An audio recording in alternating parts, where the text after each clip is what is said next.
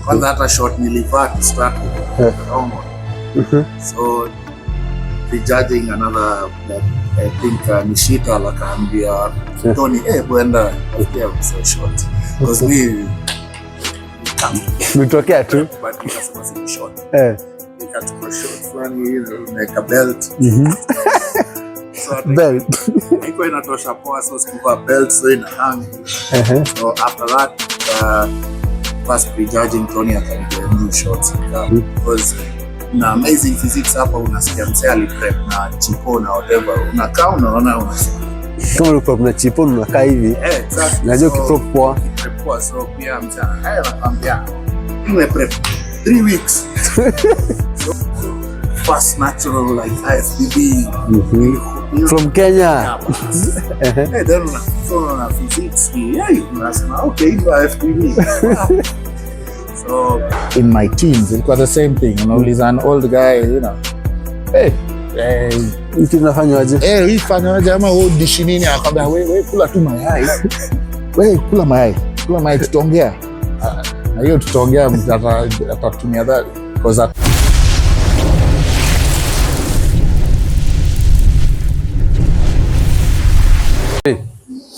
How are you? Sema ni aje? Uko poa? So what do you do and why do you do what you're doing?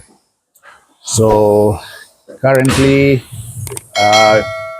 main livelihood you can say is fitness. So I'm a personal trainer, coach, online coach. We do online coaching, part-time bodybuilder since I have not competed in a while. Niko on a long off season. And yeah, I train people from ages, I guess, 15 to have clients who are in their 70s. So, and also I'm a corrective exercise specialist. So, and the first thing I studied that got me into fitness was nutrition. So that's the whole package. If you can call it nutritionist, personal trainer, but to make it simple, I just go with the coach, health coach, and personal trainer. Yeah. Okay. What inspired you into fitness? Okay, so all my life, I guess, nimekuwa into sports because mzae alikuwa footballer for Kenya. Okay. And at one point hiyo ndo ilikuwa the goal. So ball ndo ilikuwa like be all end all. Yeah? So actually hiyo ndo get into lifting weights because at the time this maybe some people wale wanajua ball will remember kulikuwa na like seed off na obviously Ronaldinho and at the time quads, as in because I was playing about the same position na hiyo time quads zao zilikuwa something that very huge. Yeah, alafu nilikuwa because pia mzae alikuwa anasema at the position nilikuwa nacheza midfield then kuna a bit of strength that's needed, so hao ndo alikuwa ananiinspire na nikianza training ilikuwa because of nilikuwa nataka big legs so I can play my position stronger and better. So to be fair, hiyo ndo iliniingiza gym. Then from there nikaanza kupiga a few arms, nika notice arms pia zinamea and next thing yeah, it was never because ni something nilikuwa nataka ku pursue. It was purely for sport. So your dream was football before? Oh yeah, ilikuwa actually to go pro by 21 because nilikuwa nimesema I didn't want to be those guys who niko 30 bado na try to go pro alafu itabidi ni fake my age. I mean more Nigeria, Kenya. So nilijipea a bit of pressure nikasema by 21 kasi ja go pro and after something else to do. So hiyo ndo ikafanya I just lost a bit of interest but niliendelea kutrain. So even at the time bado haikuwa, it's just something nilikuwa nafanya that I enjoyed doing, nilikuwa naona results. So unaanza kukapoa na matisho ball bado unacheza poa and then you're young at the time, ukienda out una get more compliments. So it's something to happen kubaki into my routine. Who was your mentor to football? Oh, my dad. Alikuwa coach, mentor, everything. Mzae alikuwa because alicheza captain Kenya na coach Kenya. Ilikuwa timu gani hiyo? Alicheza FC. Alafu pia alicheza Oman. Sikumbuki tulikuwa man for a while, but yeah, mzae ni alikuwa FC diehard. Oh, wow. Juu hata ndo I think second person to score for Kenya Cup of Nations. Ilikuwa 92 if I remember. Yeah, Pena against Nigeria. Yeah. Wow. So when it came to sports, ilikuwa mzae ndo alikuwa. Okay. And so from there, and you joined to lifting weight now. Which year we started? Wow, hii hata in high school nikiwa hiyo yote ilianza nikiwa high school probably 15 16. Ndo hiyo kutry ku fit into the position midfield. So nikaanza back then. I think gonna do 2-3 times a week.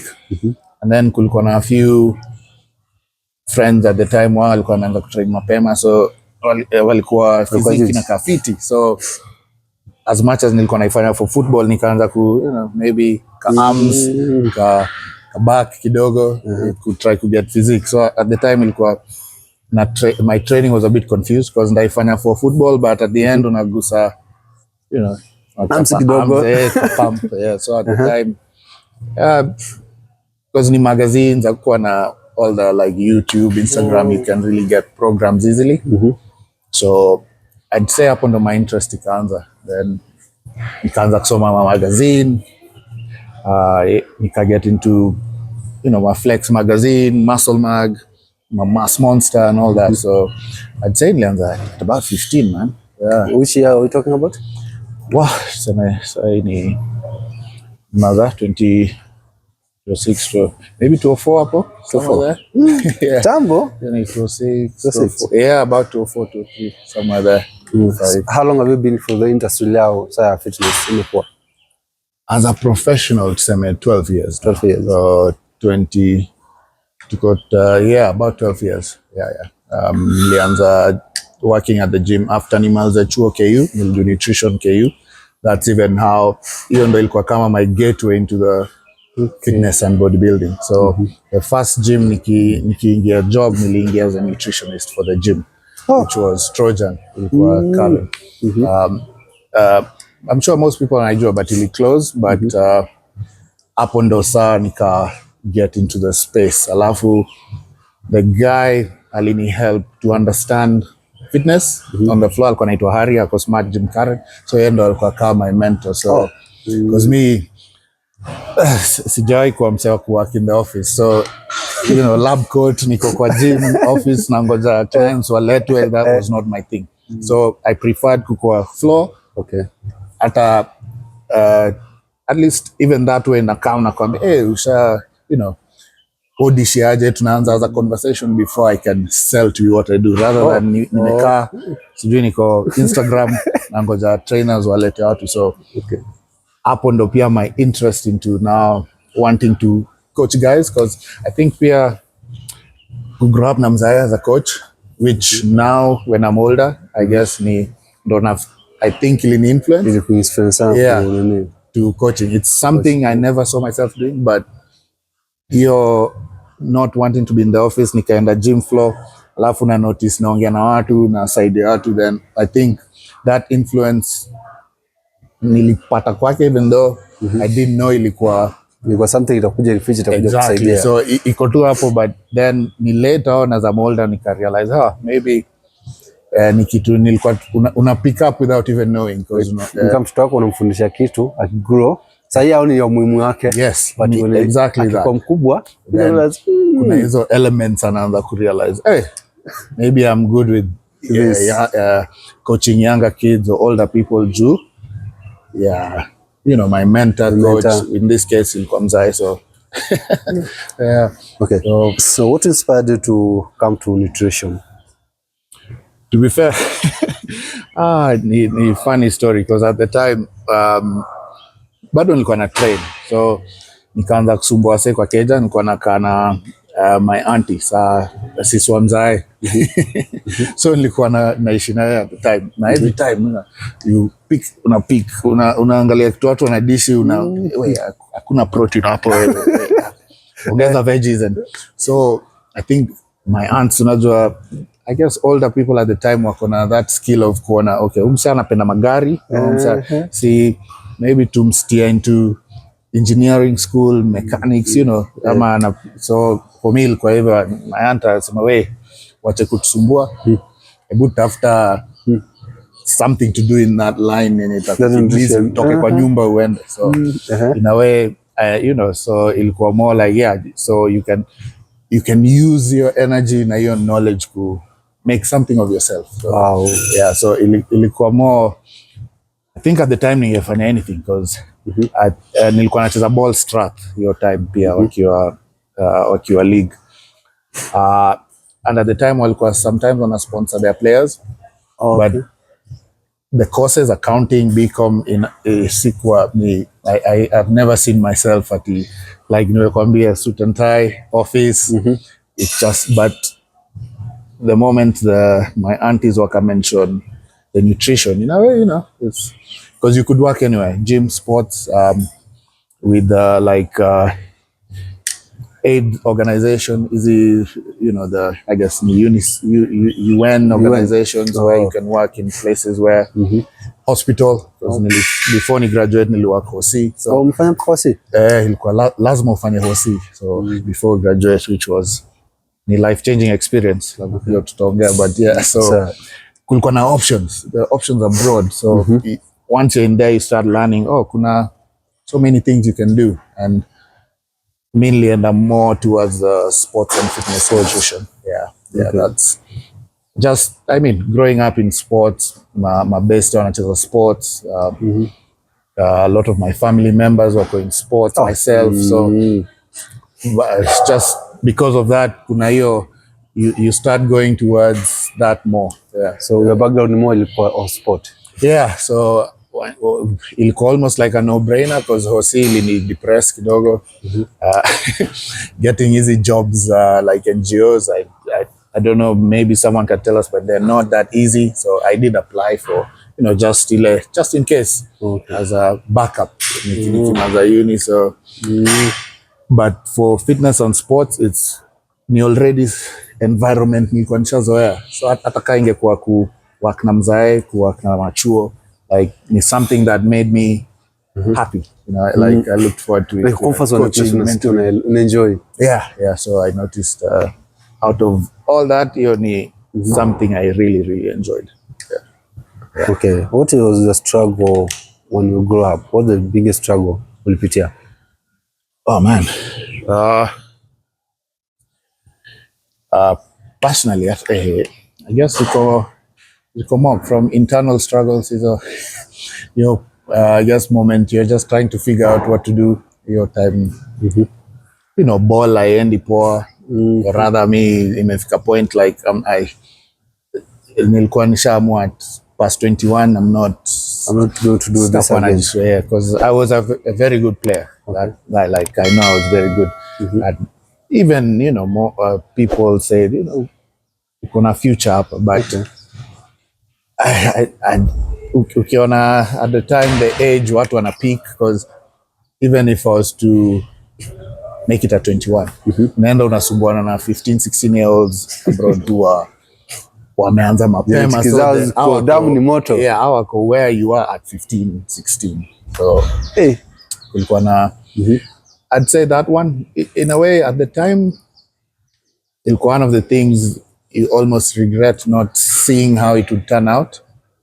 But now looking back, ilikuwa tu just part of the process, part of the journey. So ni something I can say I dealt with. In fitness, tukianza, I guess, you know, just learning the business, getting clients with Kaizo. So una realize how it all takes time. See, ni humbling because inaku slow down, ukwe very willing to learn. Alafu take it step by step. Una realize it doesn't matter what you want to do, whether iko in fitness, whether, you know, flying, engineering, hata kani ku open shop, utauza groceries. As long as you want to grow it, it'll take a lot of work. Yeah. So let's get back to the first gym ulifanya ulikuwa nutrition. Yes. How long did you work there? Trojan.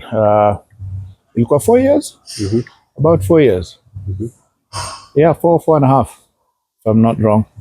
Alafu nika go freelance from there. So for that 4 years, what is the thing you learn for that period? Vitu gani ujifundisha? So first off, obviously, just I'd say my mentor alikuwa amazing. Like Harry ni such a nice guy. Hata ukimmeet sijui kama umekuwa Smart Gym Karen.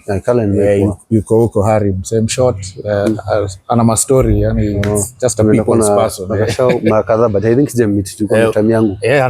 Ana mambo mob, lakini msema story very yani nika what we were talking about before, the way watu hawapendi kushare knowledge to newer guys. Newer guys come. Man, Harry alikuwa tu so because at the time na ujui hata nini na happen, uko shy, umekaa mko na notebook, uko so fresh, unakaka because uta notice watu wamezoea, labda notebook iko huko anangoja client, mimi niko hapo nimesimama, very ready, notebook kwa mkono, nikaa fresher.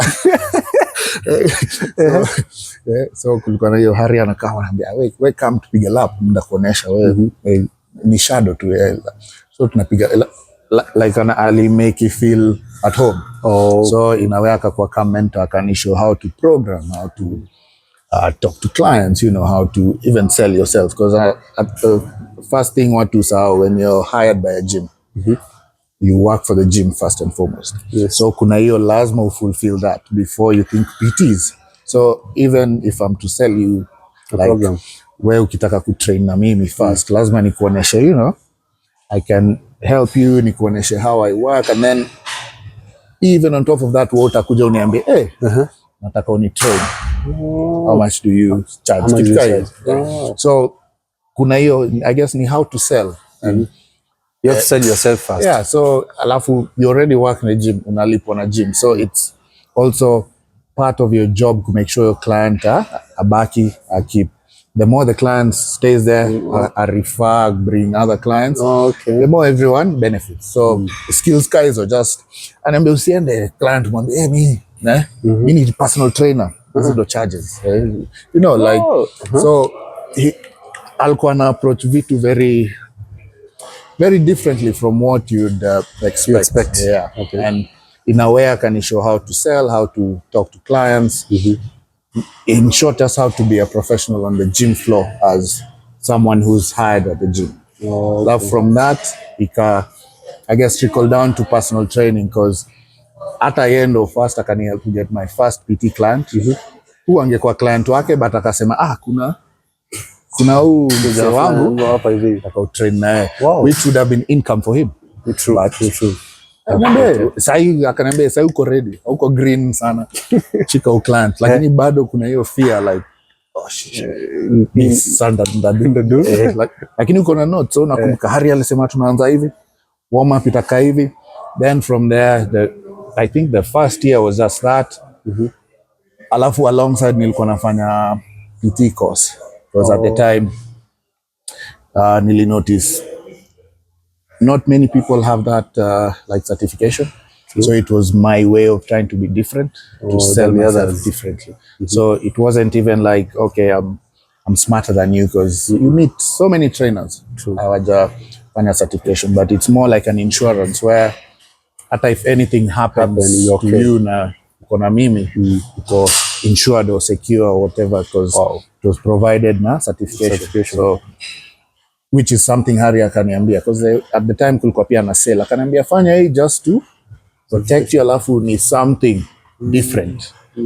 Wewe na the next new guy, you'll have that edge over them for what you charge. Alafu after hiyo, na ongeza bei kidogo, because you already have that edge, you prove yourself to clients. So akanionyesha pia, on top of that, just how you can grow.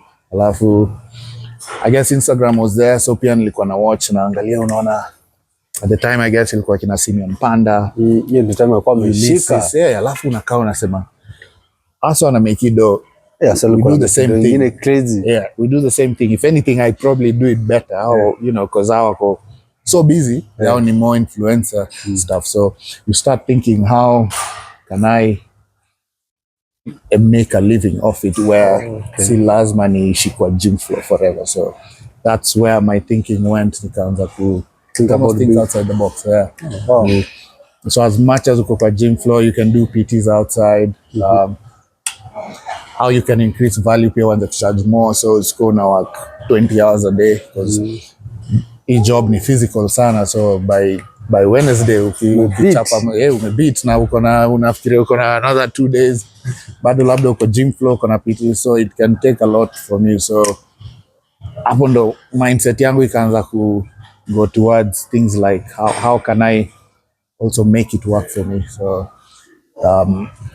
hiyo ni thankful to Hari. Alafu pia I guess nilikuwa I think nikianza after 2-3 years nilikuwa nisha decided like things like a studio,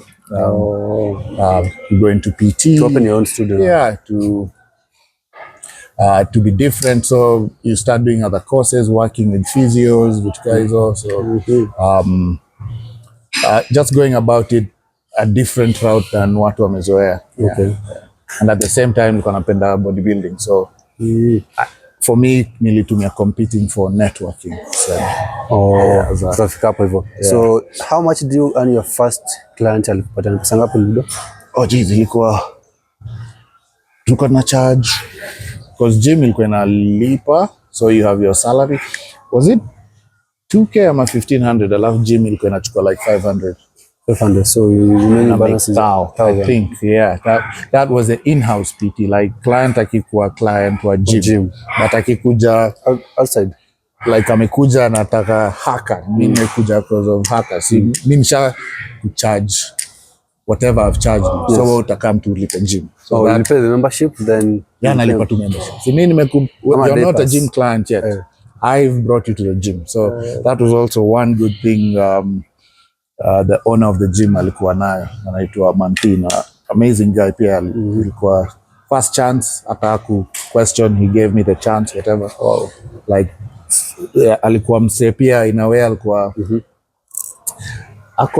akuwa so money minded in the way that anasahau pia you guys are also there to earn. Ilikuwa you help me, I help you. So umekam mimi nimekutafuta, nimekwambia kuja hii gym. So already hapo nisha market gym on my own, una come as my client. So whatever I've charged you outside, unanilipa, then you just pay the gym. So the gym already ina make its own money. No, make your own money. Yeah. But if nimekupata kwa gym, you came, you signed up, you know, maybe may take through a month, I've showed you stuff, you've liked it, alafu sasa unataka PT, I think ndo ilikuwa hiyo 1500, alafu gym inachukua. Ilikuwa inachukua about 30%, right? 30%. Wow. Because side gym mingi nafikiria ama trainer. So ndakuuliza kuzo maswali utafika hapo hivyo because ilikuwa a while back, which I guess 1500 thou you know you do your 8-10 clients, you could make your hata ufanye 5 or 3 clients you add up for 5 days. It was a good extra on top of what you can make 20 G's and you're still getting your salary from the work. Alafu client inalipwa through the gym, so at the end of the salary inakuja hiyo ipigwi sijui kwa NHIF na so ilikuwa inakuja kwa mzima. So and then ilikuwa also empowering kuona a gym owner ana akwa that money hungry in a way that una feel ni kama unanyanyaswa sana. Like you're doing a lot but you're getting a little. So na kwa wewe ndo tafuta clients. See, I mean it's win-win. Atalipa membership, you ukitaka umcharge 100k, ukitaka umcharge 10k, hiyo ni shida yako. Wow, wewe msali kwa msempoa. It's smart because now unaona mimi nikikaa hapa nje nimeona kamsea ameshona hebu acha niende nimuulize anaenda gym gani alafu so in a way unapata pia umekuwa inakufanya una feel like it's your gym. In a way you're part of it, you know? You're free to bring anyone. We all benefit. We all benefit because if it's anakuja atalipa gym, then you're going to get Okay. Ilikuwa smart concept from him as a business person, you know, because alikuwa msee anafikiria very open-minded. So ukatoka hapo, then you start working for yourself now. So sadly gym ili close, I guess kulikuwa na I guess, family issues. Okay. With the gym, the building. So they had to close.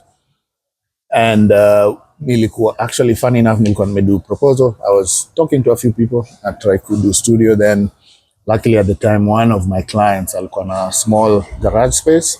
Okay. Akapenda the idea. Wow. Wakasema, you know what? We'll invest, we'll do like a 50-50 investment. Wow. Yeah. So what you have, tutaku top up. Alafu fit the gym, kila kitu. Alafu, you can have a starter studio for yourself to bring clients and everything. Yeah. So when you tell you do 50-50, they say whatever you earn for this studio, mtagawana. Hata whatever nimesave, kwa budget ya what everything I need for weights and stuff. Okay. Wakani spot the rest. So looks kusaidia kufungua the studio. Yeah, alafu hakuni au kuwa mkule za partner. Hakuwa anachukua anything. Wow. Yeah. So the deal was I just train them. Just train them. Yeah. That's the deal. Yeah. So ilikuwa a blessing to serve. Wow, that's a very that was like ilinisaidia sana because at the time, saving, I think nilikuwa pia najaribu ku save ya ndai, nilikuwa na try to move out, kuna hilo, kuna try to go out at it on my own tuseme. So una save, unafikiria this is a dream, ka studio kadogo, unatafuta space, rent Nairobi ni crazy. So yeah, for them hata wali sijui mention at the time gym nikiongea na someone wakasikia, I think anasema luckily nilikuwa nimeandika proposal because ni kitu nilikuwa tu na nimeiweka just in case nipate nisikia kama amesema naweza penda kusoma hii. Ulikuwa shaandika tayari? Ilikuwa ni kitu nilikuwa ambitions zilikuwa. I wanted to do it for long, so nikasema. Alafu at the time hiyo time pia IG bado ilikuwa ina grow, so I don't know who opened a studio or gym, a small gym. One of the trainers pia ni ile about 2017 hapo. Ilikuwa tu one of the trainers na follow, I think amekuwa famous sasa, but unajua pia unaona growth ya mfungwa na nini hizo za kitu anakuwa powerlifter. Natafuta jina yake tutakuchekia, but I think was even Australian. Is it from Kenya? Hiyo time ni tu wase tu na follow journey kuona, because at the time nilikuwa na try to follow trainers and coaches that I would like to, kuna ile a bit like copy paste to see what they're doing, it's working for them. So they sell online programs. Pia mimi naenda na jaribu, what, maybe niuse online programs zangu niziuse so 5,000. You never know, get 500 people, that's an extra. So that's an extra money.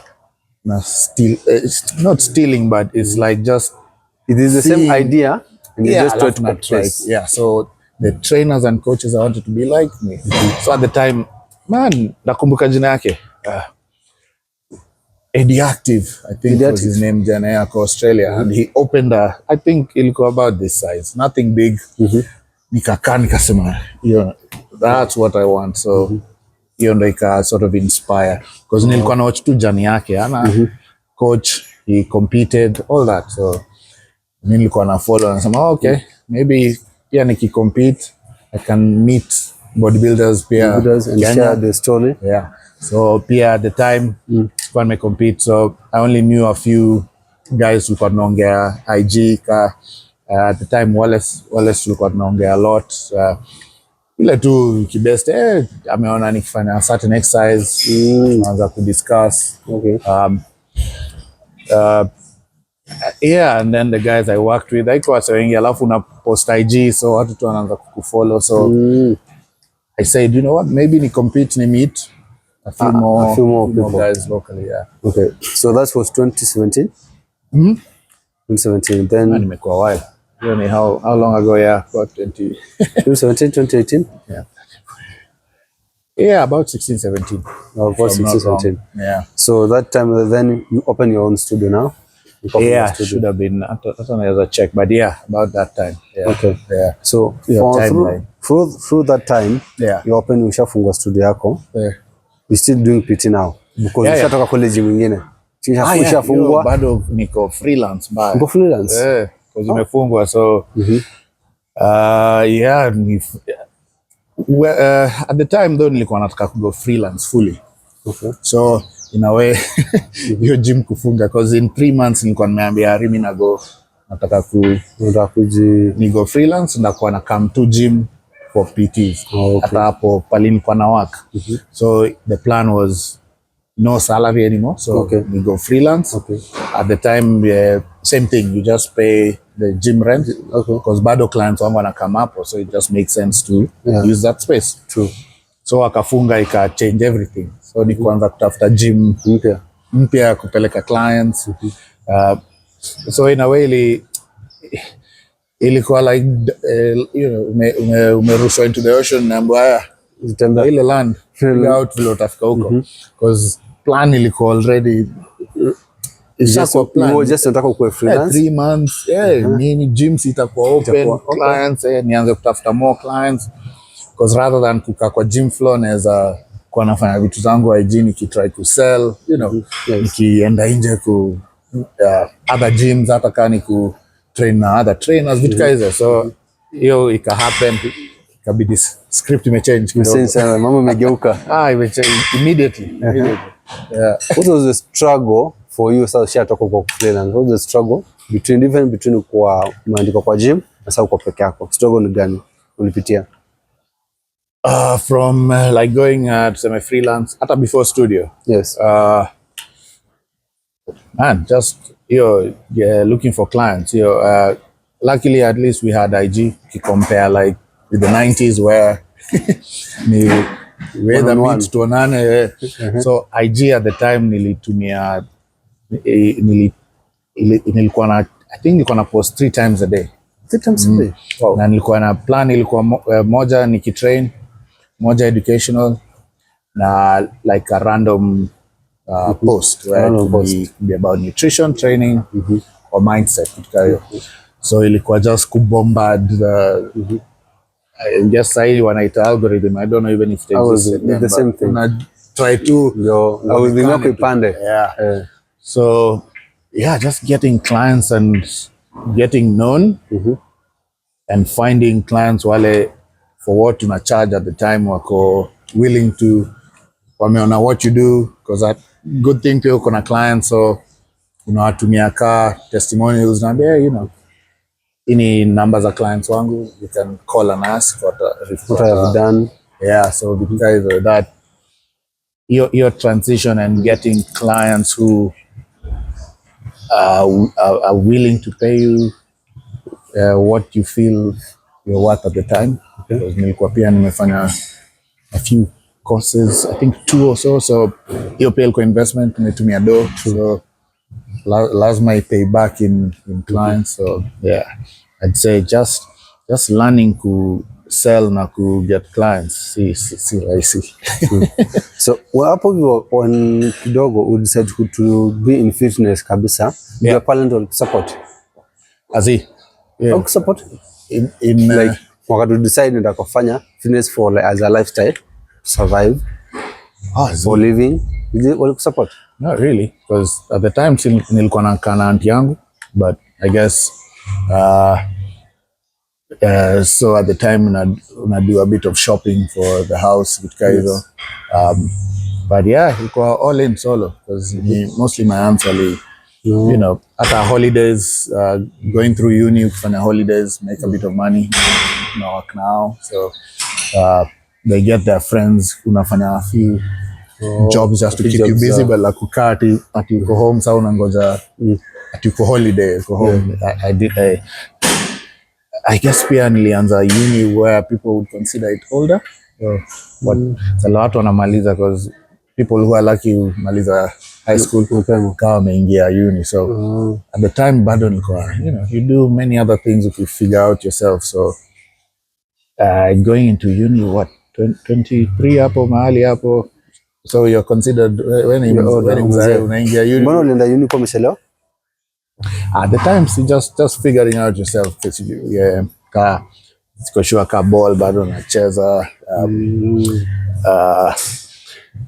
yeah, at the times I pia, you know, funds, so see at you can just choose and afford ulipiwe, so Okay. you have to start figuring out how to make money with Kaizo. So, yeah, I'd say kwa na hiyo funding hata ni my aunts who help, so si ati ilikuwa like there you know decide yeah, so yeah, so ilikuwa after high school ilikuwa a bit of hustle and grind to figure out what you want to do, ukiweza, if you can't. Luckily kuna a small support system that came through, so yeah. Yeah, which looking back now I'd say ilikuwa ni a good experience because nilifanya vitu more but that time. I think niliwork kwa museum car guide. Yeah. I think car wash. You just a lot of volunteer work, so in a way pia inaku humble and you learn to be selfless, so yeah. Looking back at the time sayo unafikiria umejaa mateso hii, why I'm going all through this, hana hizi nilipia hii ama nani alifanya, but you know unaenda kwa ofisi una work for someone ma data entry, end of the month umepewa 7k. So hiyo 7k hiyo pretty much for a whole month, yeah, but sasa hiyo ni when you can intern, so hiyo ni fair to your next month. Bado nilikuwa na train, so hii hata ni before nianze PT tuseme before. So hiyo because umeuliza before hata nianze, so hiyo ni before PTs, before fitness. So hiyo time gym ilikuwa ka 20 bob per day, so kwa hiyo 7k una figure out lazima siachi ku train. So gym ilikuwa I think 200 bob per month, ilikuwa gym ya mtaa 200 na hapo mada 200 bob per month. Wow. Gym hood gym fit sana nje ya because sijui kama umekuwa madaraka vile keja zilikuwa ka triangle, so kuna spaces in between, so hapo gym iko kwa hizo stairs, kwa nje ya mlango ya mwenye gym na train tu weights ni chuma, and so ilikuwa from your 7k unafikiria lazima 200 babu, alafu lazima mayai na maziwa alafu the rest ni fair, so in a way pia ina kuteach financial management, and looking back now say naona nilikuwa na learn a few good things, but then vile umesema then unafikiria hii ni mateso unapatanga na kwa maisha ni the situation, ukipitia situation sahi mpaka mtu anakujanga anajiuliza like why God let all this, I'm going through this, back then kuja things zichange, kuja kujua there's something ilikuwa na learn, alafu even worse ni because una compare yourself to your friends. Na people close to you kwanza friends, na unaona ameenda uni shop, niko solo, mzee uko unafanya nini? Unakaa una realize niko solo hapa, ndaachwa nyuma na wase close friends, so inawe pia inasumbua akili, but pia inakumotivate. But now looking back ndo unaona you learn a few good lessons, a lot in life, so when ukuja kwa mzee they have enough experience. Yes, but at the time of Kirivo, the time when umejam tu umekasirika kila kitu, but later on una realize okay, maybe there was very something good for some people. See, I guess si kila mtu, but if you're able to look back una realize okay, I see. Kama unajenga mzingi wa maisha yako, so you have to go up and down, until always usimame. Inakuanga very few people wako very lucky they didn't go through a lot time in life. Now at the end of the day you sema hiyo ni that's their journey, so at the time of Kiribi, after the time tu umekasirika because comparison as always, but looking back una realize what hiyo ni you never know, labda alikuwa na mambo zake, but that's there, so keep focus on yours with every down when you're coming up.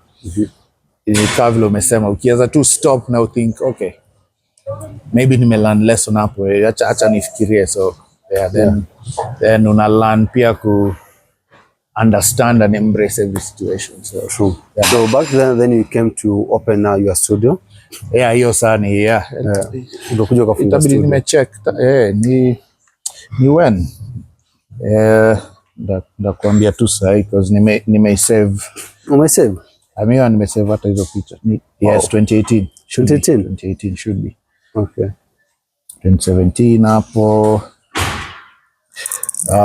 Yes, ini. Yeah, 2017. Ilikuwa ka studio kadogo. Nothing crazy. Yeah. Wow. So ilikuwa ni kwa upstairs wa nyumba? Ilikuwa garage. So garage ilikuwa nakaa upstairs kadogo hapo hiyo stairs. Okay. Well, yeah, 2017. So ukifungua studio yako, because most people they open gym or they open any business. Yeah. Wanafikanga na film mtu anafunga. And how did you maintain that studio back until? Luckily for me at least I had clients then, so ilikuwa just moving them to there, so which I'd say 90% wala walikuwa, because Trojan haikuwa mbali na hapo, so ilikuwa like an extra 1 minute walk, extra 1 minute drive or 5 minute walk. Okay. So hiyo pia ilisaidia, so that meant all the clients I currently have was very easy to stay. Yes. Alafu on top of that, si nikani ilikuwa naibia anyone because the gym closed. Okay. So pia kulikuwa na the newer clients wale walikuwa kwa gym hawana anywhere to go. Oh wow. So a lot of people became friends. So mchana kuuliza, hey, we'll train up here. Nakwambia, hey, have my own studio fulani, si ndio hii namba yake. Muulize kama kuna space. Yeah, so I guess ilikuwa an opportunity na ili help na we got to use that way. So what do you call trainer? Everything. Trainer, accountant, kila kitu. Owner. I guess owner tulikuwa willing because luckily the client alikuwa very willing to help. So which maybe would have taken me another year or even 2 to save up. Alinisaidia to get it done in 3 months or so. Because shipping, all that stuff. So yeah, I was after that ilikuwa wendo trainer, accountant, cleaner. So sema unafungua gym 5? Ilikuwa 5 ama hata 4:30. 4:30 for 30. Yeah. Until paka saa ngapi? Sometimes kuna miles 8, 9. 8, 9. Kuna piga long days. So morning busy maybe mpaka 12-1, unapata ka 1-2 hour break sometimes, some days depending. Sometimes unapata clients wanakuja lunchtime, alafu unarudi for evening clients. Okay. So yeah, ilikuwa long days, but I mean ilikuwa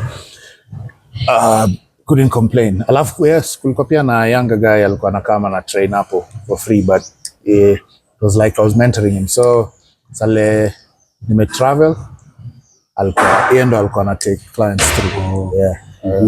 Say very very nice young guy. Anaitwa Jason.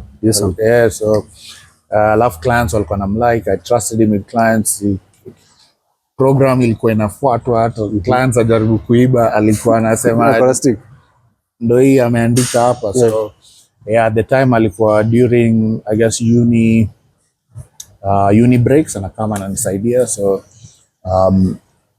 hiyo ndo time nikaanza to think maybe mentorship. So I just used to online advice guys, nothing like not a course or anything. So hapo ndo I'd say I started working with the younger guys. But yeah, nilikuwa na one other guy alitumia kama practicum ya chuo. So work experience. Yeah, so bado nasoma chuo na then so anapata experience ya life, sasa real life. Yeah, because lazima I think before graduate ilikuwa lazima kila mtu may work somewhere before. So yeah, alikuwa anapenda fitness. Alikuwa na do maybe I'm not sure can is sport psychology or something like that. So this was a perfect place pia ku meet different clients. Yeah, alafu pia na meet clients and I learn to talk in one-on-one with clients. How long ilikuwa mpaka sasa iko studio? No, here it close. Well, side niko on like the 3rd studio which to open now. Studio? Tuseme yeah, because second one to open, COVID happened, it closed. Well, that's 2020. 2019 hiyo. COVID iliingia 2020. 2019, yeah. So 2020 kabidi tume close all the rules engagement, so distance nini hizo. Yeah, so at the time ilibidi to close, but we were also thinking of doing something smaller. Like, so hiyo ndo the container studio tuko nayo sasa, so ni half container half outdoor. Okay. So yeah, after that tuka move to sold some equipment, tuka keep some equipment, bought some new ones. Alafu tukaifungua home. So you open the first one you came client kusaidia kufungua, then the second one you came to open which year? Second one, man, acha nicheck, but ilikuwa 2021, 2022. Hata sikumbuki because probably around that time. The timeline na need kuzisave kwa akili vizuri. When was ilikuwa hapo, ilikuwa Sandalwood Estate. But the first one you closed 2020. Hapo hivyo. Yeah, because hata because hiyo keda tulikuwa the owner alikuwa anataka kufanya some work on it, so ikabidi tutoke, so ilikuwa try to store those things as quickly as possible before so alafu client pia alikuwa na move away, so ikabidi man kwani sikumbuki, but yeah, around yes, let's see, 2019. Yeah, so the 2019 that's you closed the first one. Sema 2018 mahali hapo. Nakumbuka kuna period hiyo saa tukitafuta space na wife, ilikuwa like a year. Yeah, so yeah. Ikukaa sana? Not too long. That was maybe a year or two. Maybe a year. Yeah, not that long. We were lucky enough because hata hiyo space tulipata ilikuwa already a studio. Then the studio owner alikuwa anataka move away. So the deal was to take the whole studio as it is. So it was pretty much just to buy just the equipment, just bring the equipment in enough, so continue. Yeah. So you can make it easier that way. So haikuwa long because at the time kulikuwa na new gym Karen. So hapo ndo nilikuwa napeleka clients. Okay. Yeah. What is the challenge to having your own studio as a trainer? And what is the good way? What is the benefit? The challenge is lazima tu learn in a way like a good businessman. Lazima uwe very very honest with yourself. Okay. And you just have to be ready to sacrifice time, other things to say. Yeah. So even at the time though, even just meeting with like friends ikakuwa kazi, because with such a business ilikuwa mimi na wife ndo tuna run, so we are the face of the business. We the accounting, everything, which yendo alikuwa anafanya a lot because nilikuwa na hepa hizo maths sana. You have to be able to do everything on your own, plus market, sell, look for clients. So I'd say one of the hardest part. You're doing most, if not everything, on your own. Yeah. The good part, I guess, first of all, the people you meet, because you get to choose the clients you want to work with. So watapia mse labda ni kichwa ngumu kidogo, unaweza slow down. You would be a good fit, lakini kuna mse najua hata mtume ujaribu labda mtasikizana. So na hiyo you're able to choose who you want to work with. Yeah. I guess depending on the value of your service, you're able to charge what you think is right, because your clients know what they're getting. Especially if you come, it's full on personalized. So it's me and you. So I guess like any business, I guess anything you do, you say it doesn't matter how small or big it is, how wakey the effort, the focus. Especially we do businesses where you're the one when you I guess it could also be services, but ni almost kazi ya mkono, if you can call it, wendo. Hata kani kumenta say how you want the work done. As my way as the owner weke bidii for it to be successful.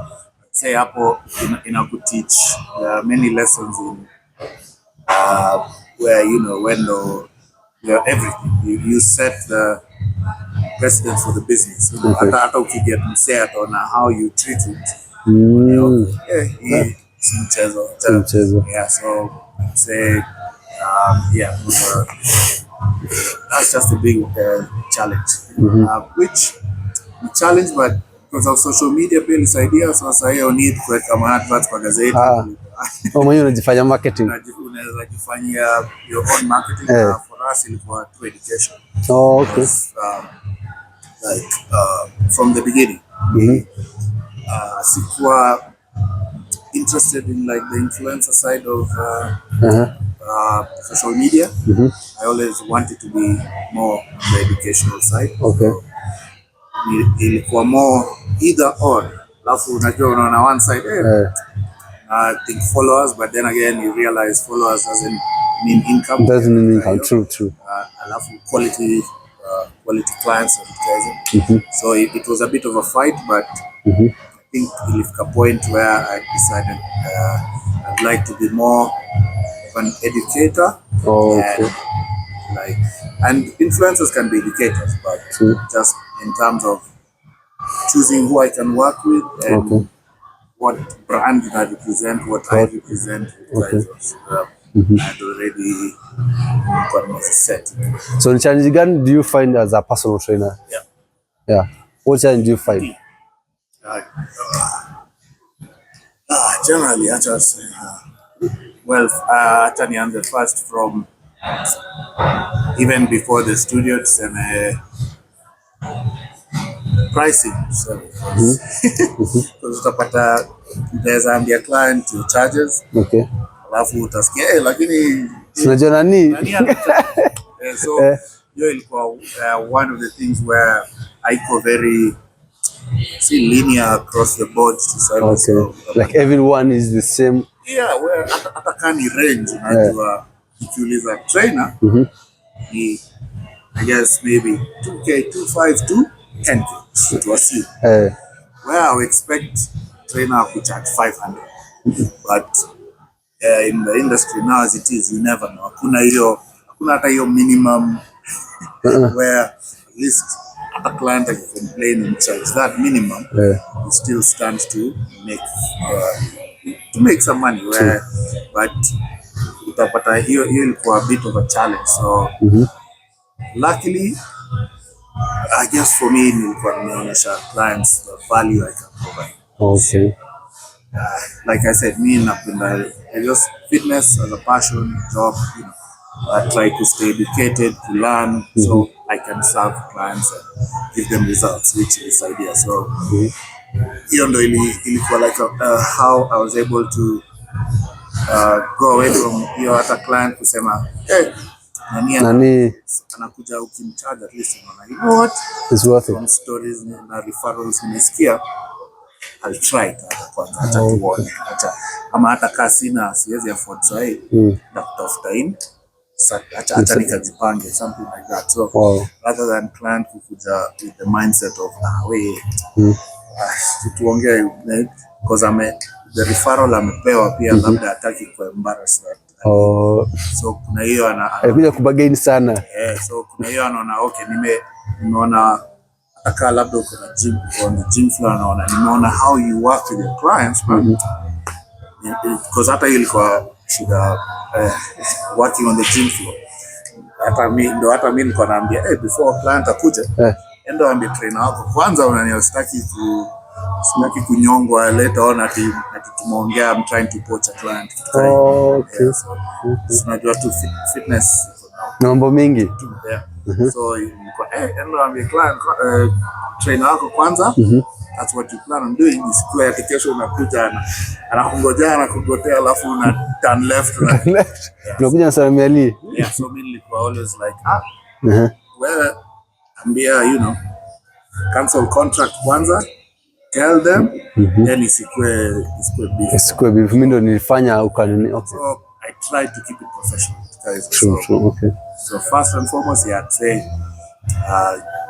just initially just getting the type of clients you want is one of the big challenges. Because to start, lazima work to everyone. Lazima work na everyone. So yeah, so because at the time you're starting, income iko low, umeacha job, whatever, you're doing freelance, so anyone anakam willing to pay. Ingia ndani. Ingia ndani. Yeah, so how do you maintain your client? Say value too. Just making sure I make progress. Leo me come because I work with different, not at the moment. See, as coaching wise, niko na some bodybuilders, but PT niko na watu, families. Some guys wanapenda cycling, so lazima ni tailor their training to what they like to do. Kama unapenda bike, cycle every week, mara training yako na try to tailor to cycle. Okay. Next week then the marathon, so next month, so the people I work with, we just try to individualize it as per their goal, and with each goal, because people change. Leo unapenda bodybuilding, kesho you decide najisikia kufanya exactly. So kuna hiyo, you have to be flexible in that way, so serve client for what they love. What they love, what they want to do at the moment. Because when ndo utasema, atakuja kuuliza, niko nikifikiria kufanya this or that, what do you think? So hata kama ujui, unaweza do the research and then you tell them, nilisoma hivi, for guys who've done that, we can program yako inaweza kaa hivi ama nutrition. So now when you coach, like they depend on you for any goal they any feed unatokea.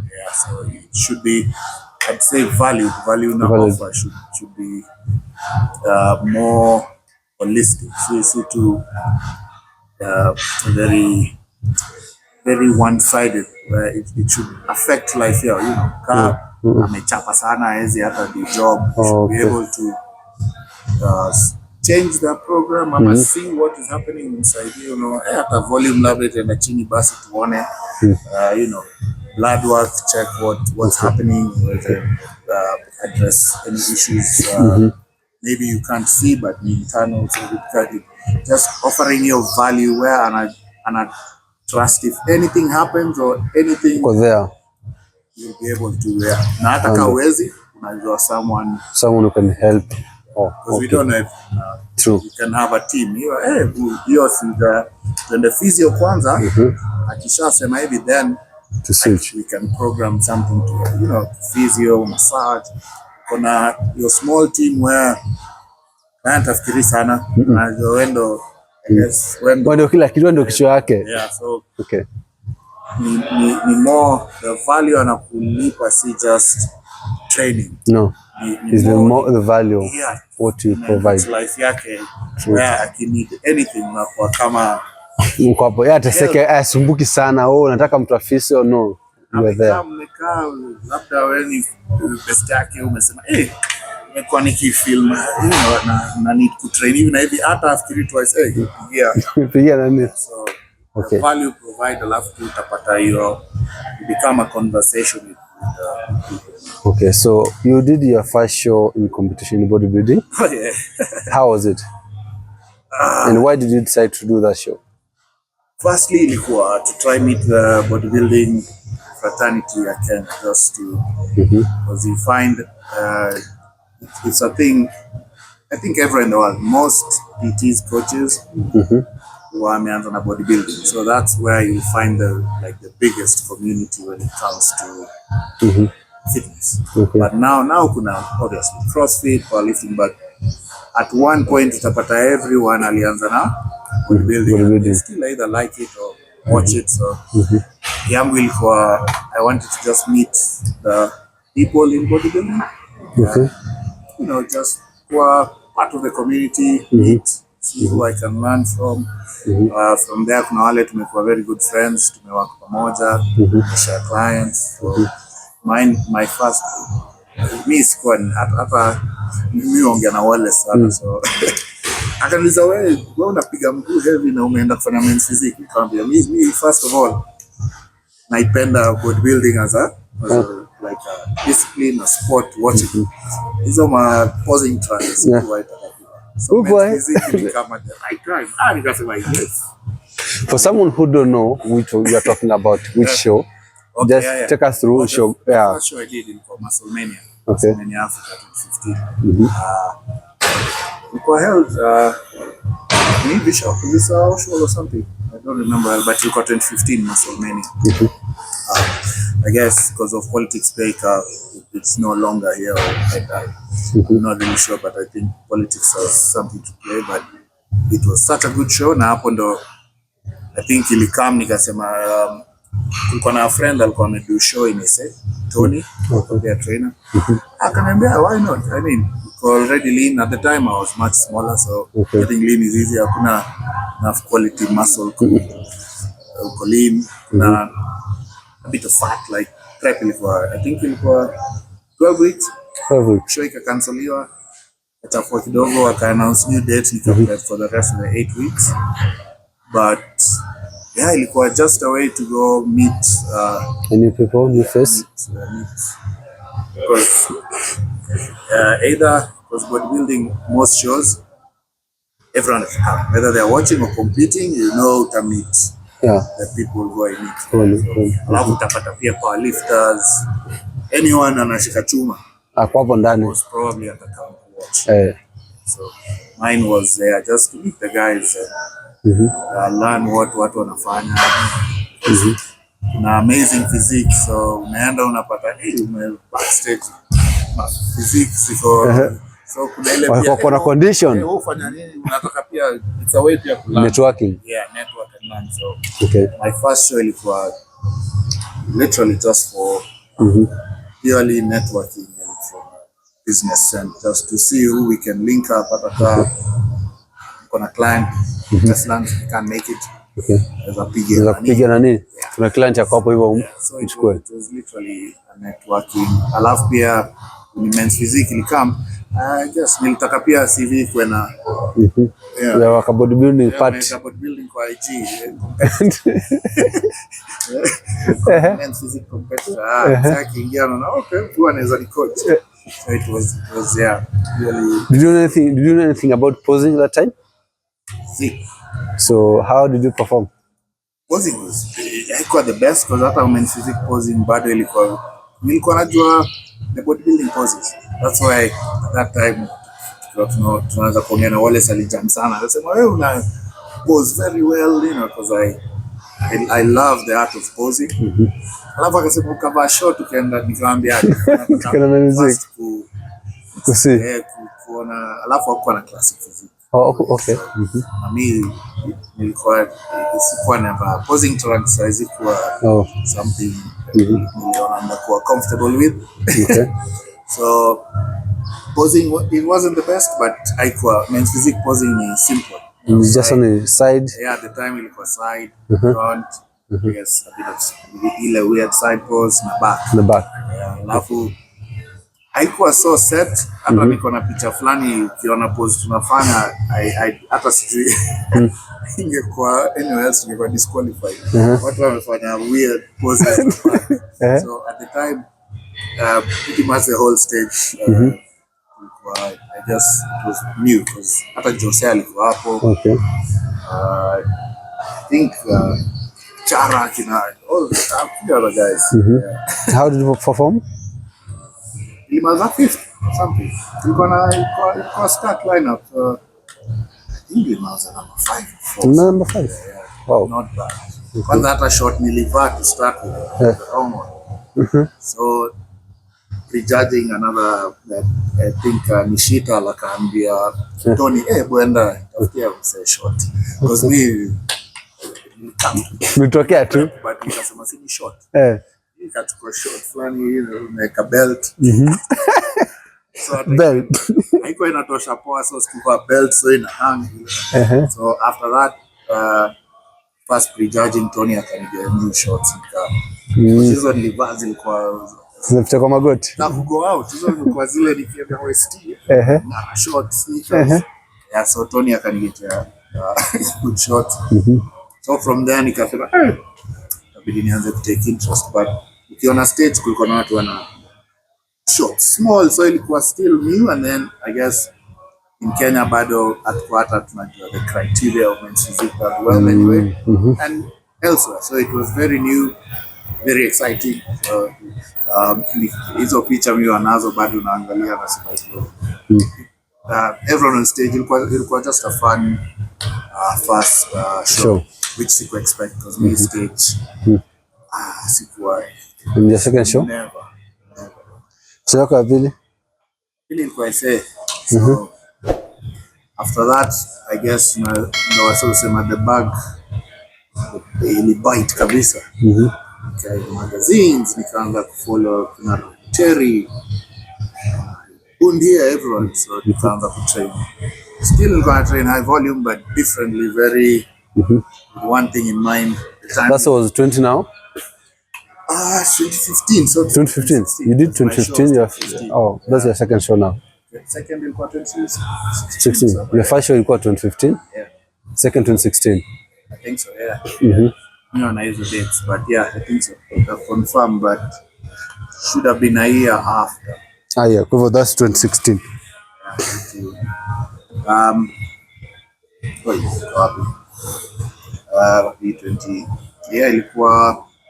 Ilikuwa annual classic. Okay. Yeah, FBB Pro Elite. Oh yes. Yeah, 2018. 2018. Yeah. That's 2 years. So 2018 May. Yeah. 2018 May. Okay. So go season nikaanza ku understand. Hapo ndo interest yangu pia kuanza ku coach like competitors come, so I said acha nijitumie kama guinea pig and learn. So alafu pia nilikuwa na save. Okay. Nilikuwa self sponsored and everything. So okay. Issues federation and all that, so saving, growing, because nilikuwa nimesema I also wanted to use it again as a networking business standpoint, because you know na ile people see you do shows outside, yeah, in a show you have a bit of an understanding. Yes. Watu wanaweza ku approach for whatever it may be, coaching, mentorship, just to learn. So I mean, here you're meeting more people, engaging with more people, sharing knowledge at least. Because my whole thing was to be more like an educator. Okay. That was your whole goal. To be the go-to guy in a way. And for me, I mean, you come to even kwa shows, DM sitanga kuweza na charge kwanza before nikujibu kuandikia paragraph. Wow. You can use it. So for me that was my whole how I wanted pia ku connect na watu, because na amazing physics hapa unasikia msee aliprep na chipo na whatever, unakaa unaona kama prep na chipo unakaa hivi. Exactly. Unajua kiprep poa. So pia msee anakuambia prep 3 weeks. So you'll be kind of fun. I realize, man, like the talent is crazy. So if I can be the guy here guiding, taking a youth through. Okay. So na hiyo pia ndo nikadu the same reason nikadu the essay show, just meet competitors, to understand, to see if it's something I can do. Okay. Honestly, doing it from Kenya is expensive, so that's one thing I learned. Doing from Kenya is expensive. Like hatuna FBB shows. Yes, true. So you have to fly out. So ticket, accommodation. Alafu unaenda compete against msee anaishi pale, ana walk the show.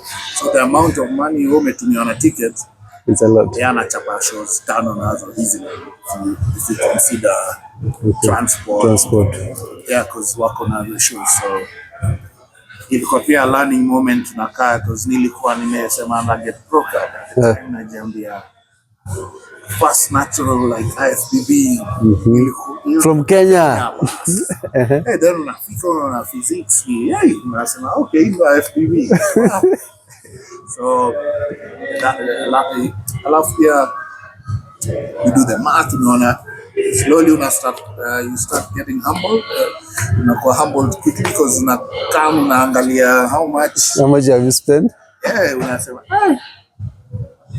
ni studio ama then being an open mind unaanza consider okay, so hii ndio the dream of pro card if I want to do it. So I have to spend this amount, which nikisave the same time nataka kuimprove studio, nataka improve your own life, your business, because inaanza kuwa azambatani.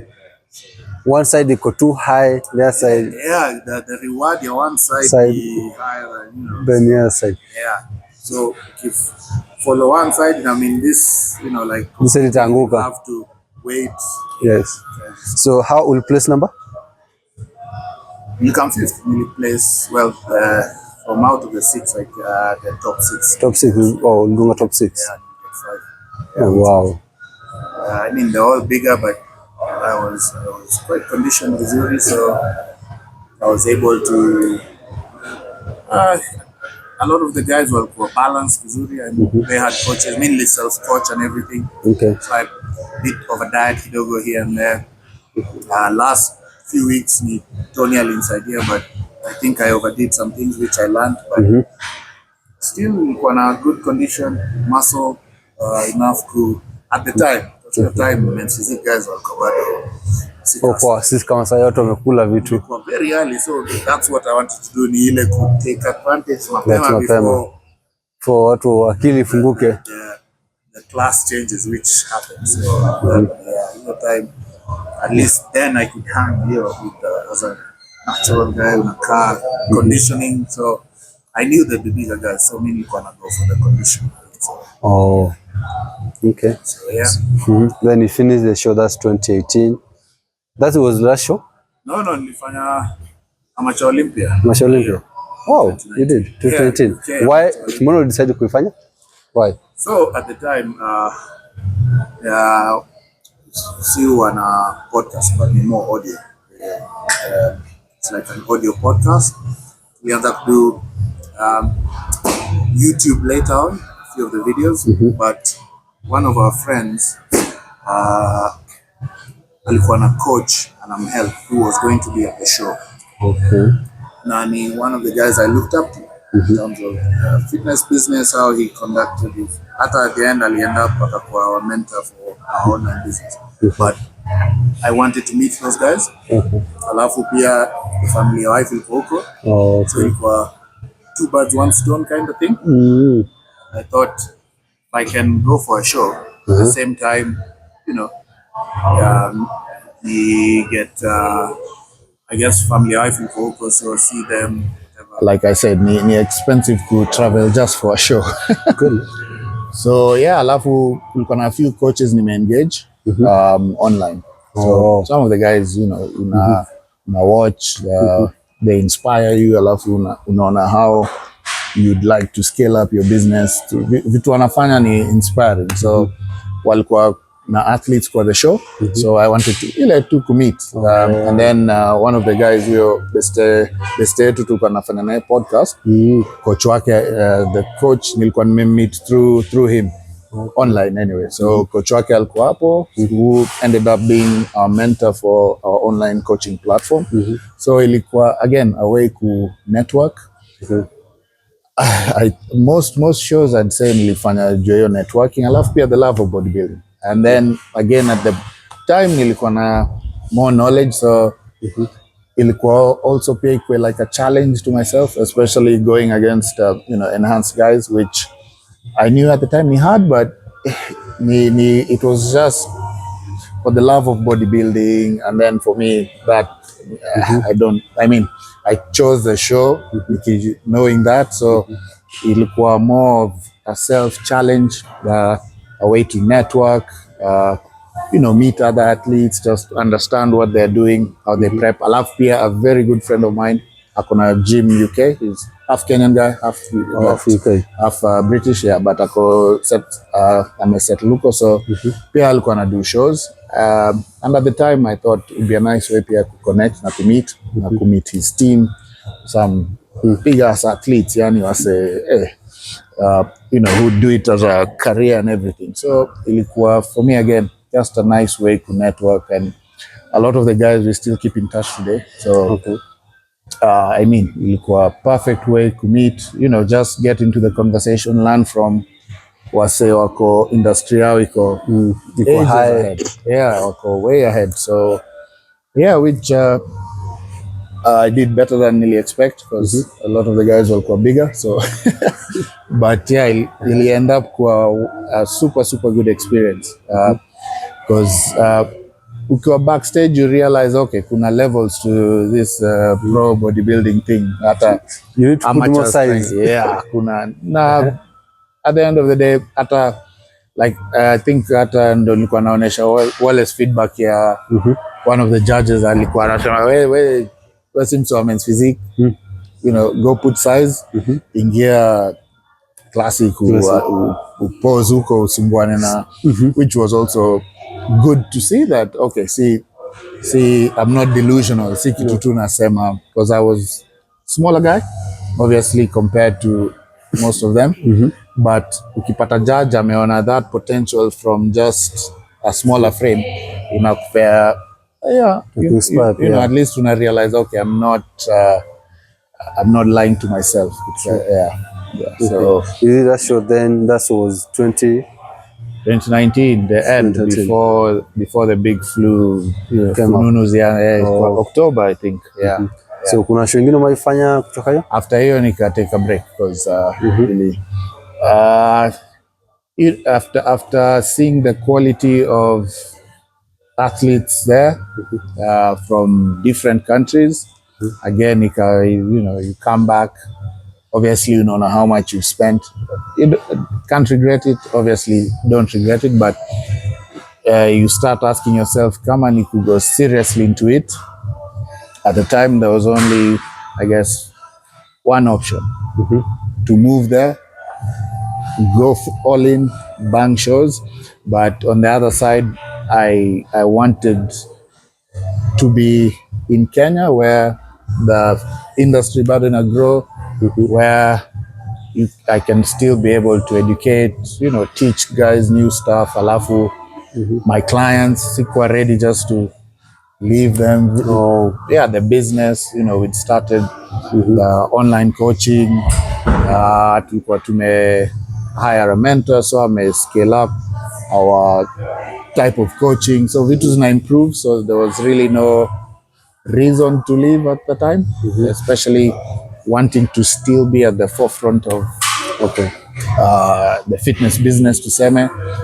And then because then again, going to compete in a place where, yes, you'll find some people you match up to, you're probably better than, but again, starting from scratch, just to pursue a goal that's not assured, which was like pro bodybuilding.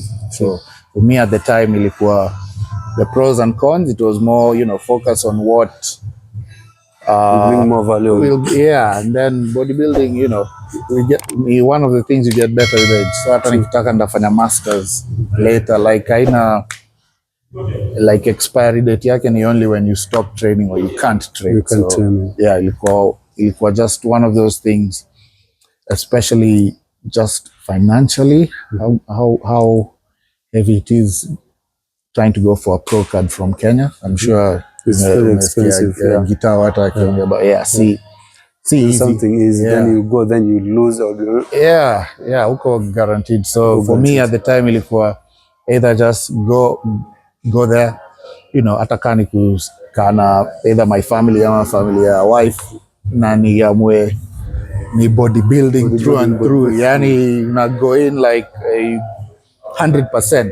But again, it didn't make sense at the time. So you had something in Kenya you had to continue doing. Alafu tena kuenda ku depend on someone just for you to chase your dream. In a feel like a bit burdensome, unfair to the person, so ingekuwa more naenda where I can support myself mpaka Throughout. inge make sense. Makes sense. But unaenda, you know, then it almost, you become like a burden. Ilikuwa something I didn't want, so ingekuwa where I had the money, you know, najua naweza enda 2 years na dedicate yourself to this one thing, then that made sense. So yeah. What the challenge for that period ulikuwa as a bodybuilder, ulikuwa na compete, ulipitia the challenge ulipitia?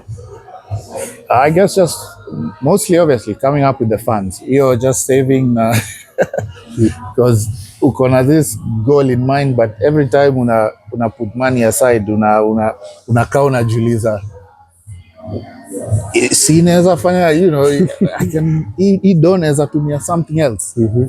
Why then? But kuna something you nasema, you know, you don't think about it too much, where so financially ni Doing sana mfuko. cost a lot. Yeah. Cost a lot. For doing it from here where we don't have the pro shows and we have to fly out, ni expensive. Yeah. Any other challenges? I guess just ni inakama at an expense, and not only that, food, because which I always still eat the same kama bodybuilder, but okay, everything considered, it's just an expensive venture. Yeah. Okay. Do you have any plan to come back for bodybuilding to compete? Maybe that ni kwa tuna joke around na wale tukisema maybe we should do one hapa to engage on stage just for the fun of it. So yeah, because when na prep mindset yangu were very, it's such a selfish time. Na sai with like tuseme new baby bado hata hajafika 2, so I kuna ile I'm not ready to be that selfish in a way, so Bodybuilding is very selfish sana, like hata ni bahati hiyo time ndo tulikuwa tu niki do my second show the annual classic, ndo tulikuwa tu tumemeet na wife, alikuwa pia ndo ameanza PTs and everything, ameacha job yake previous one, ame do qualification, anaanza PT. Okay. So alikuwa pia ana learn and akapata na kula hapo ma bland chicken ma bro, akasema hey, tu prep pamoja. Yeah, so I mean pata unakaa unajema ako serious ama hii ananipima, tukachapa prep na the whole anything I'm eating anakula. Wow. Mpaka prep mzima, so all the way mpaka show. In that time ulikuwa na supportive system ilikuwa sawa. Exactly. So and then now nikifikiria and then when ilikuwa uko locked in, like it's so selfish that it's just hata kaa kwa hapo ni mimi Yeah. my cardio training tulikuwa na train pamoja, because at least alikuwa anaweza ni push even though in the sense of, you know, you unaweza push one more na msawa kukupea that motivation, so she was very good at that, which ilisaidia sana.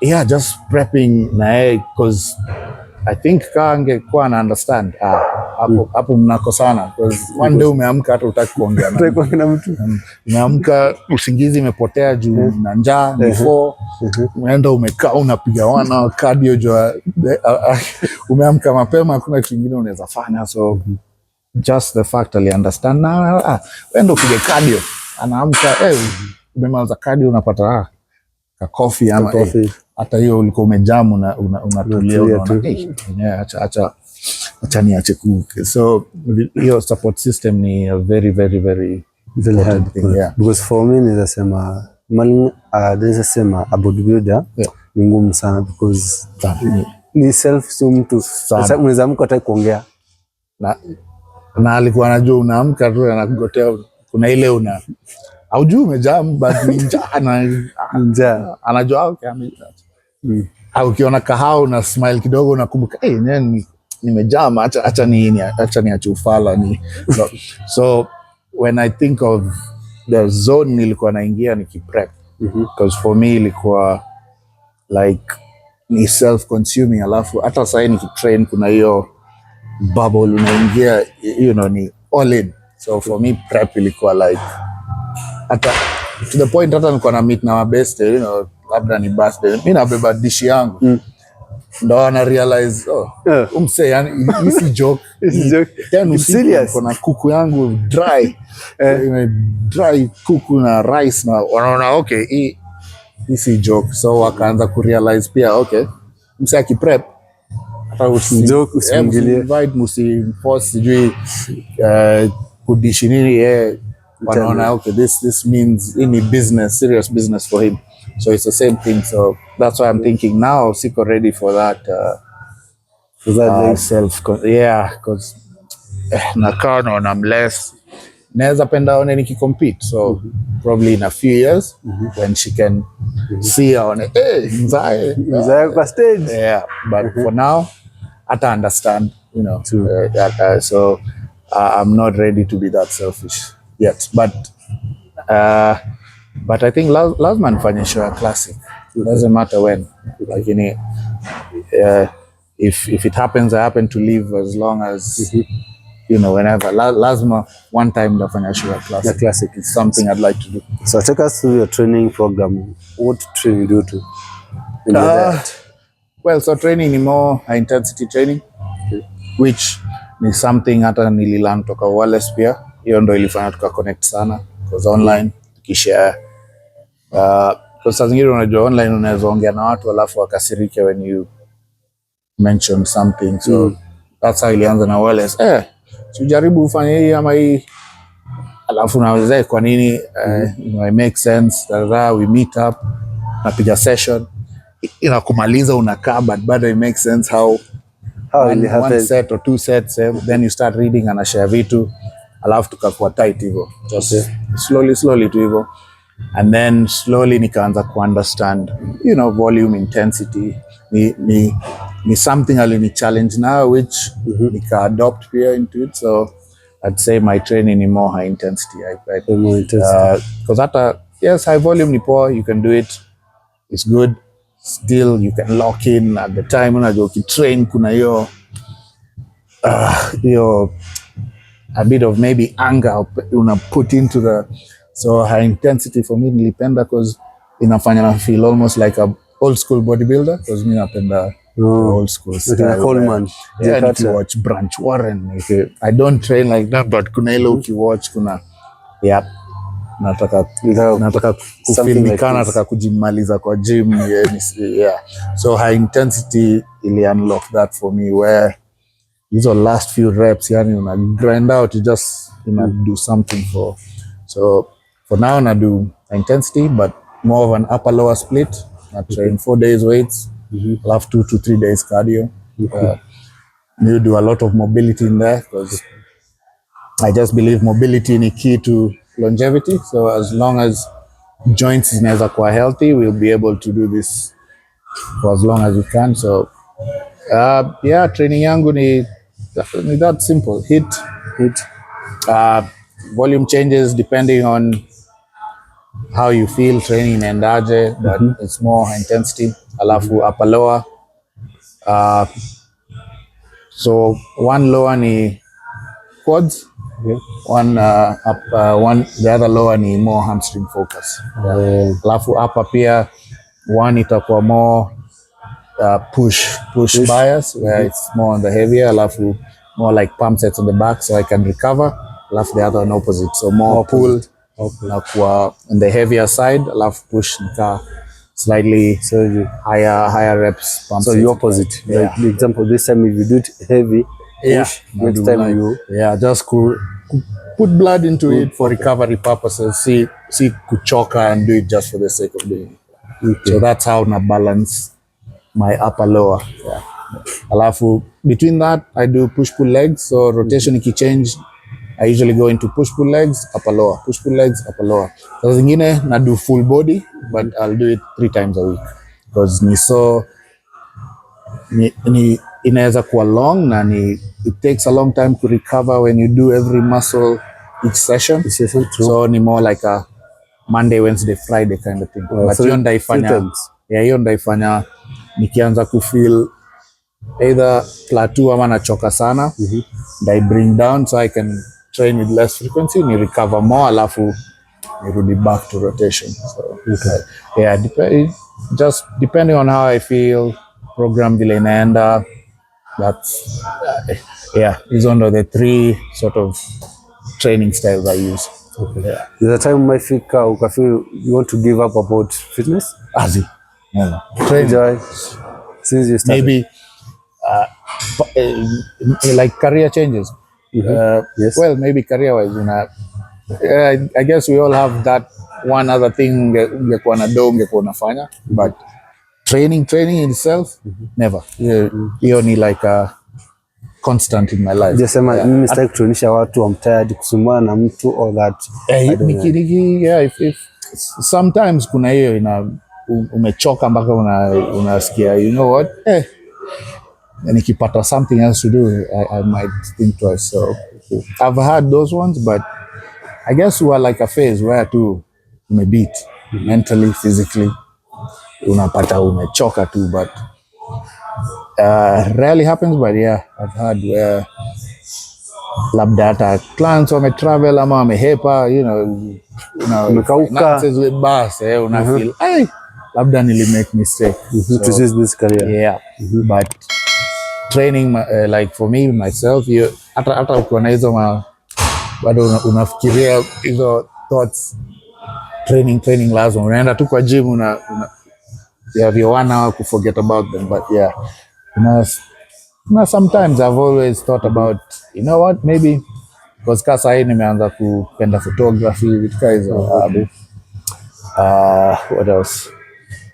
Nipenda vitu kama gaming, vitu kama hizo. So nafikiria I can switch from ningia hapa hivi how to make dona all these other passions. Yeah, photographer.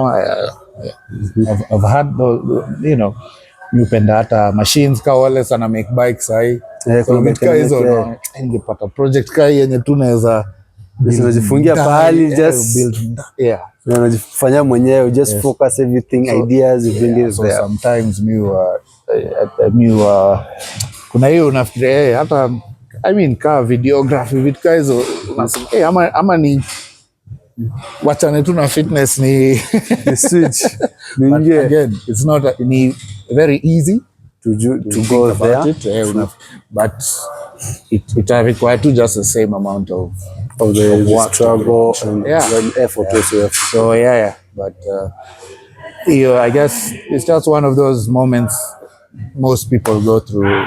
Umefanya something for so long, una need either it challenges you different or a new challenge. A new challenge. So the advice you can give for new upcoming to fitness people? Just like keep educating yourself. Like fitness in a change. Ni a science in a change so quickly. Ni all nutrition, supplements, training, whether we go into the science of enhancements, wellness,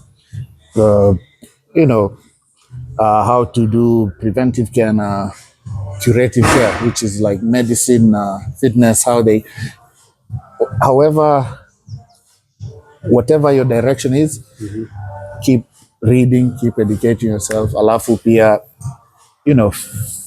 find people in the industry, in your area that you feel you want to be like, who inspire you. Connect with them. Maybe kani mse unapenda, either it'll be nice, utajua mapema or not, but connect with them, ask questions, but I would say read research. Alafu, pia learn to use social media better so kama unataka kuwa more of the influencer and work with corporate brands, follow people who do it well, who do it at the level you want to do it.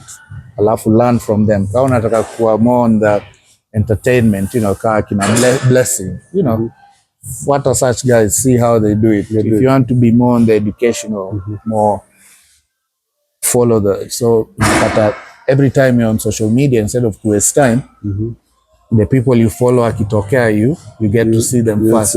Yeah, so your first 2, 5, 10 minutes on social, umeona 5 educational posts and then maybe 1 funny post, whatever it might be. you know, so unapata your time here on social rather than wasting, ina make sense. So I'd say, yeah, use social media kama tool inaweza saidia you upgrade your business, upgrade your training, yourself, follow the people you want to be like. Nah, man, read, research. Training, as much as the basics and foundations stay the same, kuna so many new things to learn. Very exciting. Very like it evolves every day. So you know, and then ni so wide, you know. Si lazima only bodybuilding. Maybe you want to work with athletes, kids, older people. You know, do corporate events, whatever it might be. It's such a big industry. I don't know why you should see lazima focus on one side, one person. Yeah. So, you know, learn how you can still be able to follow your path in fitness, whichever it might be, sports, kids, older people, and then just keep learning. So because the more you learn, the more valuable. Yeah. So with value, people, I mean, after with all the socials and referrals are still king. Utaenda uambie someone about trainer X, ajaribu, it's nice. Na watu ongea, and then you just build your brand from there. Okay. What can you tell someone who's struggling to lose weight? Eat less. Well, I guess eat less, but first and foremost, I'd say also do blood work. You are very big on blood work. You can do a comprehensive, which is sadly in Kenya a bit more expensive. Insurance can cover, or you can do even cheaper. Just look at your basics, but still, I would say first thing, do blood work. Alafu, to keep it simple, you know, eat less. Eat less carbs, eat more protein, lift weights, and then do cardio. Literally in that order. So usiende ku overdo cardio and then eat less protein. But yeah, I'd say blood work would be my first. If you can, find a blood work, see what's happening inside. Alafu tuende nutrition. Work on your protein, weights, you know, lift heavy weights, you go for heavy weights, and then cardio on top hapo. Alafu steps. Yes. So how long will it take me to lose weight if I stop working out right now? Nachukua muda gani to lose my muscle? Losing weight is easy. No, to lose my muscle. Sorry. To be fair, lean muscle is not it's not very easy to lose, especially kama uko na quality lean muscle. Because I guess the cells shrink, but the muscle, you haven't really lost it. You just not trained it, so hakuna hiyo pump, hakuna damu inaingia hapo. But to lose muscle, unless uko in a coma and you're very sick and your body is trying to prioritize healing, then itakuwa inasi, because as it's known, it's like muscle is very expensive tissue. So your body itakuwa like, we umsea yuko poa, get rid of muscle mingi itusaidii, so we can start the healing and immunity process. So it just depends. If you're healthy, then losing the muscle is not easy. Kazi. Yeah. Like hata unaona a lot of bodybuilders complaining, wameambiwa lose weight na napiga cardio, just losing that chunk of meat si rahisi sana. Unless you're very sick and your body ina prioritize healing, then that's a different story. But losing quality muscle is not very easy. That's why hata during prep mtu akisema ame lose 20 kilos alafu anafikiria ati a lot of it is muscle. It's just probably fat. You just had a lot of water, fat, and you're off season, and maybe the muscle you build off season wasn't that quality. So it's not as easy as people think to lose muscle. So you mentioned earlier you teach athletes to compete. What is the one thing you see most bodybuilders they do wrong when it comes to off season? They treat off season like not part of the prep. Unapata off season, people go off diet, people eat like off diet plan, even training changes. Alafu during prep they change everything. Like prep inaanza kesho. Start cardio, start calories down, everything. So people treat off season like more like a holiday. They forget off-season is where you build the quality muscle, improve, figure out the foods utatumia during prep, because you're supposed to transition into lower calories, lower food intake. See, change all your meals at once. Like you're having the same food, Yeah, but it's the same food. You're used to digesting them, and then now you just keep reducing. Alafu now you have the tools like cardio. That's why ni poa pia to keep cardio. Heart health obviously off season because you're growing heavier, you're growing more muscle. So the big problem is people treat off season like a holiday. Alafu even training unapata off season you're doing sijui 1 rep maxes, deadlifts. That's how you're a bodybuilder, you're not a powerlifter. With kaizo, so injuries, like off season, as much as watu wanaita off season, ukiona how they are doing the off season, hawezi sema any bodybuilder, you just say, that's someone with a good physique, enjoying their training. But kani serious bodybuilding, off season ni more like your improvements. You're working on your weakness, improve the weaknesses from previous show. So meals zita stay mostly the same, just that hazitakuwa as strict, maybe like you can still chill with friends. If you drink, you can have a drink once in a while. Like, see, as strict, but your core meals are there. They're just higher. You're using them to keep growing. Alafu as you transition into prep, then they just start reducing, because you want meals you can digest during prep. See, una change meals during prep, tumbo inaanza kuuma, you get sick, uko in the loo, ina mess the whole prep when you start, when you're in the middle, then increase cardio, so already umeweka so much stress and inflammation to the body ukianza prep. Mwili inaanza, you're getting leaner, but mwili inakuwa almost worse. You're holding more water. So prep inakuwa a moment of too much stress rather than you being able to ease into it and understand, okay, sahi tumechoka, or maybe kuna too much inflammation, how can I deal with it? Like pole pole, you understand what is happening to your body, because kaa ujakoki in the off season or ujakoki fanya some things, prep iki come and then you've changed your whole prep diet, uta feel different. You won't even know nini na work, ni diet na work kama ni. So a lot of people sadly use off season kama holiday, which I'd say it's one of the most important points as a bodybuilder kani ku grow. Hata powerlifters in any sport, off season though, where you really make the strides. Okay. Okay, for the last thing you can tell your people. Yeah. Kitu mwisho unaweza waambia ni kitu gani utawaambia? Anyone is watching this episode. I guess in anything you do, give it 100%, especially if it's something you're passionate about. Alafu, just time, usikue na haraka. I mean, if there's anything fitness and bodybuilding may teach me, takes time to build muscle. Okay. And if you use that same sort of analogy, even in business, in life, it will take you time to build something good. So don't be too hard on yourself. Take your time, learn from what unafanya, always look back, be grateful. You always have kuna ups and downs in everything you build. So jaribu kutumia those downs to learn from those, what you can improve. So but be kind to yourself. Things take time. You don't happen. Si kitu tunaamka usiku. Hata au sema overnight success can take you 50 years. So think about it that way. So see it's quite just because one thing may go wrong, you feel like everything has failed. So I'd say, be kind to yourself. And take your time. As long as you take the right strides in the right direction, you'll get there. So do you think Kenyan bodybuilders wanapendana?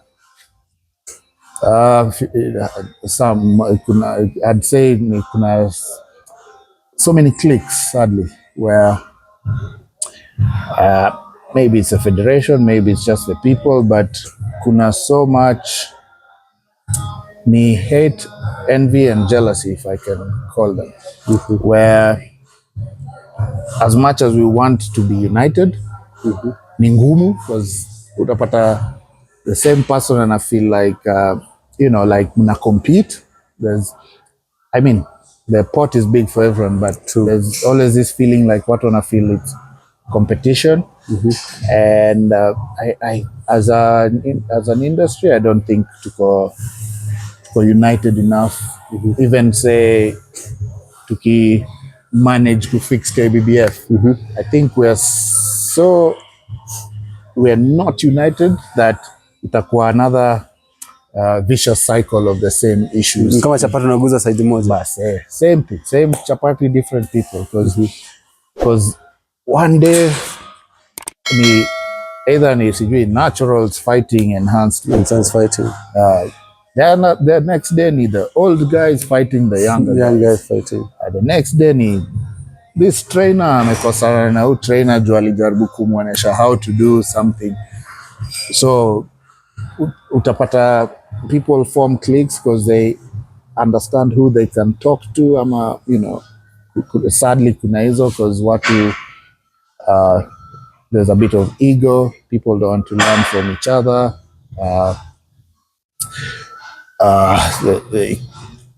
Always I guess watu wakiona some people progressing maybe wanna feel threatened for whatever reason. So I think tuko na a long way to go, because even when I started before, like in my teens, ilikuwa the same thing. Unauliza an old guy, hii fanywaje ama dishi nini, anakwambia we kula tu mayai. We kula mayai tutaongea.